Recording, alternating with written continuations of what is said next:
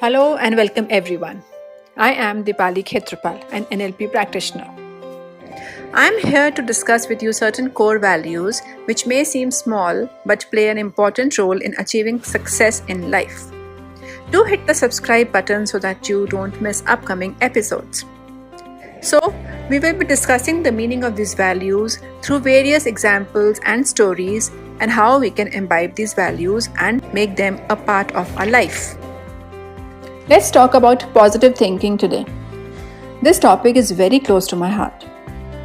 I am going to discuss 6 steps which help in positive thinking, and towards the end, we will discuss how to think positive even when things are going wrong. Are you a glass half empty or half full sort of a person? Both can impact your physical and mental health, and that being a positive thinker is the better of the two. Positive thinking is the practice of focusing on the good in any given situation. It simply means you approach the good and the bad in life with the expectation that things will go well. How to think positive thoughts? Let's discuss a few ways which help in positive thinking. First step is reframe your situation, or we can say focus on good things. Challenging situations and obstacles are a part of life. When you are faced with one, focus on the good things, no matter how small or seemingly insignificant they seem. Sometimes things happen which are out of your control. Try to appreciate the good part of the situation. If you look for it, you can always find a silver lining in every cloud, even if it is not immediately obvious. For example, if someone cancels a plan to meet you, focus on how it frees your time for you to catch up on any other activity that you enjoy. So I'll give an example of what I do. Like when I'm stuck in a traffic jam, instead of fretting or getting impatient, I increase the volume of the stereo and sing along the song that is playing, or call a friend and catch up. Second step is practice gratitude. Practicing gratitude reduces stress, improves self-esteem, and fosters resilience in very difficult times. Think of people, movements, or things that bring you some kind of comfort or happiness, and express your gratitude at least once a day.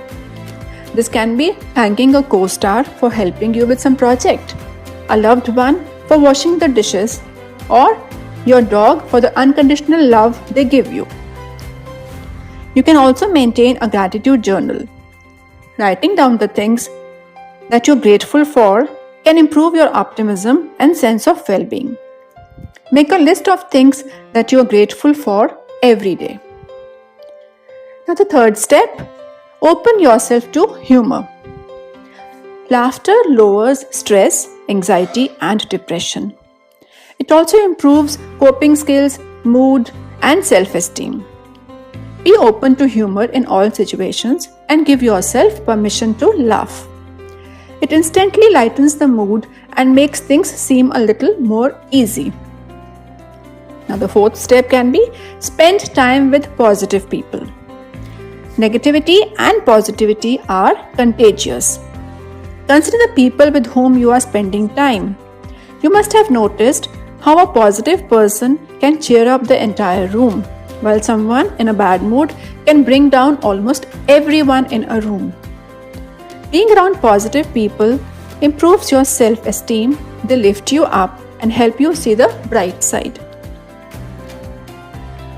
The fifth step, the second last step, practice positive self-talk. We tend to be hardest on ourselves and be our own worst critic. Over time, this can cause you to form a negative opinion of yourself that can be hard to shake. To stop this, you need to be mindful of the voice in your head and respond with positive messages, also known as positive self-talk. Each day for a week, think about one of your personal strengths like kindness, discipline, creativity, or organizational skills, and how you can use them in new ways. Even a small shift in the way you talk to yourself can influence your ability to regulate your feelings, thoughts, and behavior under stress. Here's an example. Instead of thinking, I really messed that up, try thinking, I'll do it again in a different way. The last step, but not the least, start every day on a positive note. Create a ritual in which you start off each day with something uplifting and positive. Here's how. Tell yourself that it is going to be a great day or any other positive affirmation. Listen to a happy or chirpy song.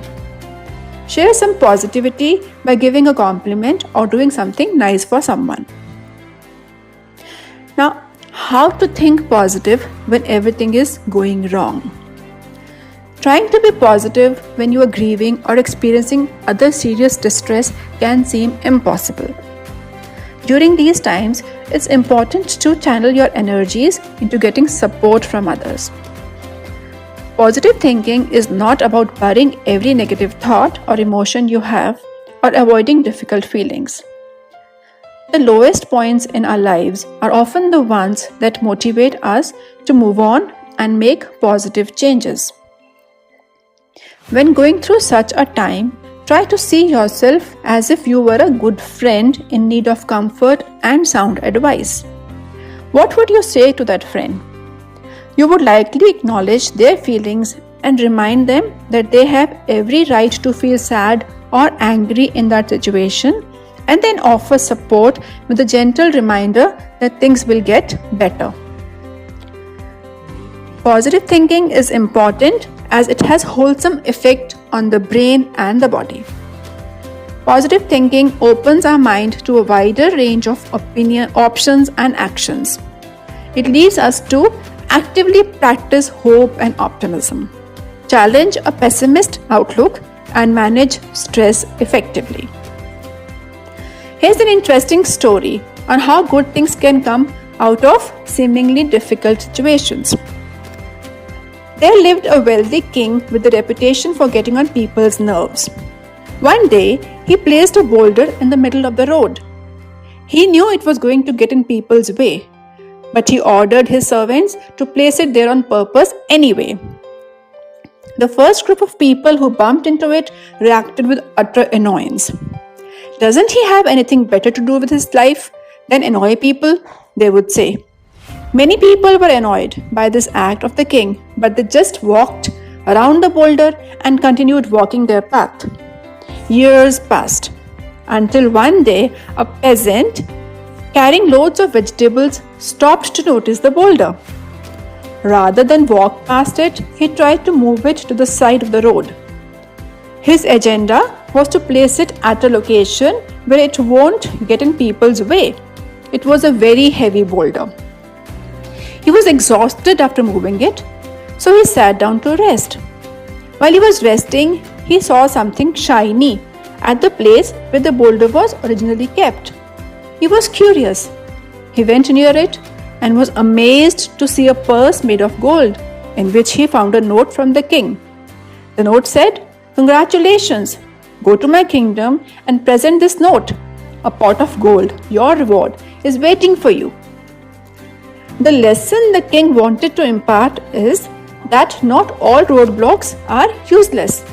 If a person invests time and effort into overcoming them, it won't be long that they will notice these roadblocks can also be a blessing in disguise. This is your friend Deepali Khetrapal signing off. Stay tuned, keep smiling, be positive. God bless.